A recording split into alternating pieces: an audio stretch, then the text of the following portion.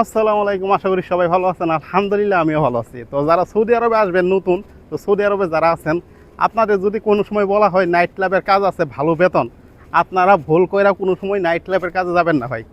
Night ক্লাবের কাজে প্রচুর সমস্যা, অনেক সমস্যা। নাইট ক্লাবে আকামা করে না, কাফালা করে না।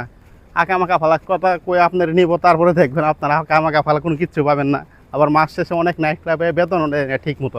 ঠিক আছে, নাইট ক্লাবে বিষয়টা হলো এরকম যে নাইট ক্লাব যদি শিল্পী আসে আপনার তাহলে কাস্টমার উড়াধুরা আছে, শিল্পী নাই, কাস্টমার নাই। যদি বেচা কিনা না হয় তাহলে কি আপনার ঠিক মতো বেতন দিব?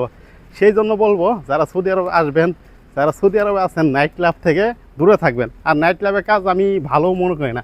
মানে সৌদি আরব একটা নবীর দেশ হইলেও নাইট ক্লাবে যে সব কাজ চলে সব আসলে বলার মতো না।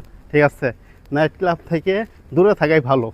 আর এই ভিডিওটা সর্বোচ্চ শেয়ার করে দেবেন যেন আমার প্রত্যেকটা ভাই যারা সৌদি আরবে আসবো, যারা সৌদি আরবে আছে, তারা যেন এই বিষয়টা জানতে পারে। ভিডিওটা বেশি বেশি শেয়ার করে দেবেন। সবাইকে আসসালামু আলাইকুম, সবাই ভালো থাকবেন।